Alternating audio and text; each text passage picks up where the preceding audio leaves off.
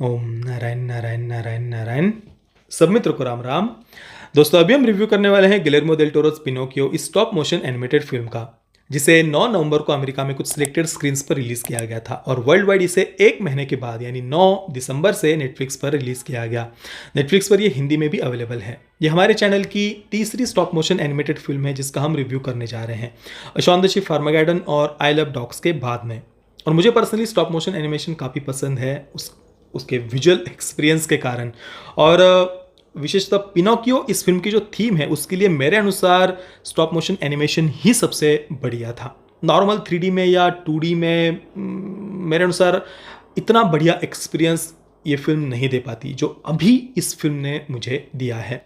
इस फिल्म की कहानी 1940 के दशक में स्थित है, वर्ल्ड वॉर 1 और 2 के बीच के समय में, जब इटली में मुसोलिनी का राज था। ऐसे समय में एक पिता और पुत्र जेपेटो और कार्लो चर्च में प्रेयर कर रहे होते हैं और तभी प्रेयर करते समय एक बम चर्च पर आकर गिरता है और उस बम धमाके में जेपेटो के बेटे कार्लो की मृत्यु हो जाती है।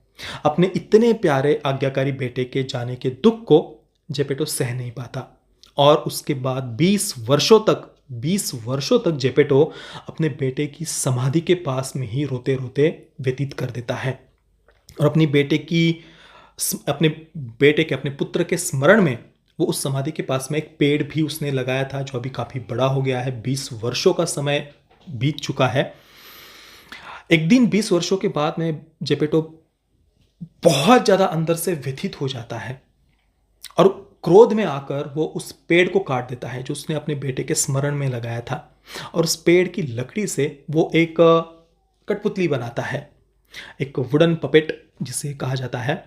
और शराब के नशे में वो पूरी तरीके से मूर्छित हो जाता है। इसके बाद वन देवी को जेपेटो पर दया आती है और वो उस कठपुतली को जीवित कर देती है। उसका नाम पिनोकियो रखती है।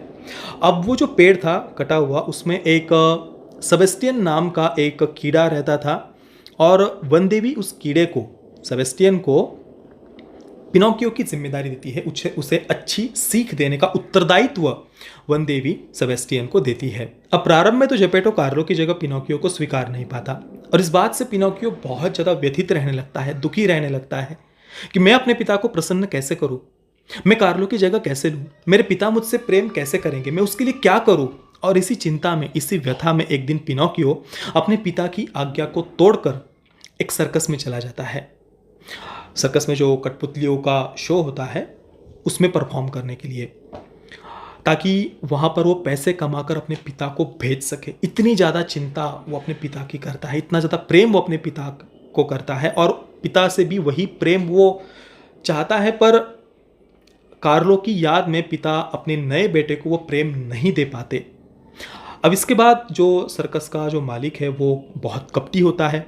उसकी सर्कस में जितने भी लोग जो परफॉर्म करते हैं उन सबको वो एक्सप्लॉइट करता है और स्वाभाविक सी बात है, ऑब्वियसली वो पिनोकियो को भी कोई पैसे नहीं देता, बस उससे वो काम करवाते जाता है, अपना काम निकलवाते जाता है। अब इसके बाद में पिनोकियो और जेपेटो के साथ में क्या होगा, ये जानने के लिए आपको ये फिल्म देखनी पड़ेगी। देखिए दोस्तों, इस फिल्म में पिता और पुत्र के बीच के मधुर संबंध को बहुत ही ज़्यादा सुंदरता से दिखाया है। फिल्म का जो एनिमेशन है, जो विजुअल्स है, वो भी बहुत बहुत ज़्यादा सुंदर थे। जो कैरेक्टर डेवलपमेंट है, डायरेक्शन है, वो इतना बढ़िया है कि हम तुरंत उन कैरेक्टर्स के साथ में जुड़ पाते हैं, उनके इमोशंस को हम फील कर पाते हैं। फिल्म की शुरुआत में ही जेपेटो और उसका जो पहला बेटा कार्लो है, उन दोनों के बीच का जो प्रेम है वो तुरंत हमें भावुक कर देता है। जेपेटो की जो पीड़ा है, व्यथा है, 20 वर्षों तक किस प्रकार से अपने बेटे की समाधि के पास में वहीं पर पड़ा रहता है, उसकी उस व्यथा को हम अंदर से फील कर पाते हैं। इतनी सुंदरता के साथ में गिलेर्मो डेल टोरो ने इन सारे कैरेक्टर्स को डेवलप किया है। फिल्म में मुसोलिनी के राज का उस समय के लोगों पर क्या परिणाम हुआ था, परिवारों पर क्या परिणाम हुआ था, समाज पर क्या परिणाम हुआ था, समाज व्यवस्था पर क्या परिणाम हुआ था, ये सारी बातें भी साथ में फिल्म में दिखाई गई है। हालांकि एक बात मुझे इस सीरीज की पसंद नहीं आई कि मुसोलिनी की आड़ में इस फिल्म में राष्ट्रवाद को नकारात्मक रूप में दिखाया है। देश के लिए मर मिटने की भावना को फांसीवाद की तरह फिल्म में बताया गया है। अब देखिए, पश्चिमी देशों का जो इतिहास है, उस समय की जो परिस्थिति है, उसकी नकारात्मक नेगेटिव साइड को दिखाना एक अलग बात है, पर राष्ट्रवाद को नकारात्मक रूप में दिखाना मेरे अनुसार पूर्ण रूप से गलत है। और दोस्तों इन्हीं बातों के कारण आज जो हम वोकिज्म के दुष्परिणाम देख रहे हैं, एक पूरी की पूरी जो वोक जनरेशन जो हम देख रहे हैं ना, चाहे वो किसी भी देश की हो, जो अपने ही देश से, अपने ही कल्चर से हेट करती है, अपने हृदय के गहराइयों से वो हेट करती है अपने देश से, अपने कल्चर से, देश तोड़ने के नारे लगाते हैं। ये जो वोक जनरेशन हम देख रहे हैं उसके पीछे यही कारण है। क्योंकि अगर किसी बच्चे को बचपन से उसके दिमाग में ये डाल दिया जाए कि भाई अपने देश से प्रेम करना तो फांसीवाद होता है, अपने देश के लिए मर मिटने की बात करना तो फांसीवाद होता है, राष्ट्रवाद तो फांसीवाद होता है, अपने देश के लिए प्रेम की बात करना, अपने राष्ट्र के लिए, अपनी संस्कृति के लिए प्रेम की बात करना तो सबसे ज्यादा घिनौनी बात है। ये बातें अगर किसी बच्चे के दिमाग में बचपन से ही डाल दी जाए तो वो आगे जाकर क्या करेगा, क्या बनेगा। आज जो हम झोला छाप वामपंथी या वोक माइंडसेट जो हम देखते हैं उसके पीछे यही बातें रीजन है, क्योंकि बचपन से ही ये बातें उनके दिमाग में डाल दी जाती है ना। अभी मैंने जोजो रैबिट का जो रिव्यू किया था वो भी बच्चों के लिए बनाई गई फिल्म है। आप ध्यान रखिए, जोजो रैबिट जैसी फिल्म बच्चों के लिए आज बार बार ये बातें जो बनाई जाती है उसके पीछे क्या रीजन है।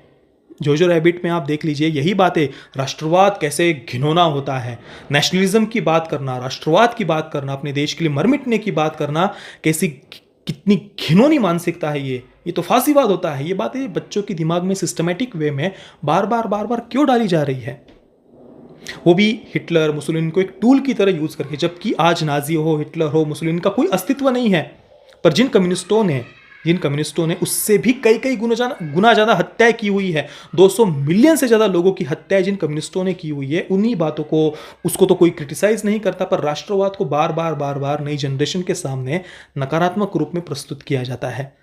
इटली की महिला प्राइम मिनिस्टर अभी कुछ महीनों पहले ही, 2-3 महीने पहले ही उनकी स्पीच काफ़ी वायरल हुई थी, देखिए, जिसमें उन्होंने यही जो वोकिज्म के जो दुष्परिणाम है उसके बारे में बताया था कि कैसे आज मैं एक माँ हूँ, मैं एक पिता हूँ, ये तक हम नहीं कह पा रहे। इस वोक माइंडसेट के कारण ही बच्चों के पूरी की पूरी जनरेशन को उनके जेंडर को लेकर ही कंफ्यूज कर दिया गया है। अपने देश से प्रेम करने की बात वो नहीं कह पा रहे हैं गर्व से। ये बात कही थी ना, तो इसके पीछे रीजन क्या है आप कभी सोचना। किसी बच्चे को अगर बचपन से ही ये सिखा दिया जाए कि देश से प्रेम करना तो फांसीवाद होता है, तो वो क्या बनेगा बड़ा होकर। वो कोई भी राष्ट्रवाद से भरी हुई फिल्म देखेगा तो वो लिखेगा ये तो जिंगोइज्म है। उसे राष्ट्रवाद से भरी हुई फिल्में रिग्रेसिव लगेंगी, फांसीवादी लगेंगी। ये कोई कपोल कल्पित तो बातें है नहीं ना, ये हम देखते हैं ना, आए दिन हम देखते हैं। ये जो देश तोड़ने के नारे लगाए जाते हैं इसके पीछे रीजन क्या है। और पश्चिमी देशों की दृष्टि से तो चलो थोड़ी बहुत ये बात सही भी लगती है, क्योंकि उनका इतिहास ही वैसा रहा है। हालांकि आज की जनरेशन के लिए ये भावना कि मैं अपने देश से हेट करूं, अपने ही देश के टुकड़े करने की बातें करूं, ये बातें पश्चिमी देशों की आज की जनरेशन के लिए भी सही नहीं है। पर चलो उनका इतिहास ही वैसा रहा है तो वो एक अलग बात हो जाती है। पर भारत की दृष्टि से अगर हम देखें, भारत में ये जो वोक माइंडसेट है, अपने ही देश से हेट करने वाली जो मानसिकता है, ये जो वामपंथी मानसिकता है, अपने ही देश, अपने ही कल्चर से हेट करने की, उसके पीछे तो कोई रीजन ही नहीं है। कहीं पर 0.0001% का भी कोई इसको हम एक्सक्यूज नहीं दे सकते, कोई रीजन है ही नहीं इसके पीछे। क्योंकि भारत का इतिहास पश्चिमी देशों से पूर्ण रूप से अलग रहा है। हमने कभी किसी दूसरे देश पर आक्रमण नहीं किया, हमने कभी किसी को कन्वर्ट नहीं किया, पर फिर भी उन्हीं पश्चिमी देशों का इतिहास पढ़कर या ये बातें जब दिमाग में डाल दी जाती कि भाई राष्ट्रवाद तो फांसीवाद होता है, तो इसी कारण से हमारे देश में भी हमारी आज की जनरेशन का एक बहुत बड़ा हिस्सा ऐसा है जिन्हें सच में लगता है कि राष्ट्रवाद की बात करना तो फांसीवाद होता है। बाकी पिनोकियो फिल्म सच में बहुत बहुत बढ़िया है। हम उन कैरेक्टर्स के इमोशंस को, भावनाओं को बिल्कुल अंदर से हम फील कर पाते हैं, समझ पाते हैं। कहानी बहुत बढ़िया है, कैरेक्टर डेवलपमेंट बहुत बढ़िया है, विजुअल्स, जो डायरेक्शन है, हर जगह पर फिल्म हमें प्रभावित करती है। बस ये एक बात मुझे पर्सनली पसंद नहीं आई, बाकी फिल्म बहुत अच्छी, इसमें कोई संदेह नहीं। मैं पिनोकियो को दूंगा 9/10 स्टार्स। पैरेंटल गाइडेंस की वैसे कोई आवश्यकता नहीं है, क्योंकि फिल्म में कोई सेक्स, न्यूडिटी, कोई खास ऐसा वायलेंस नहीं है।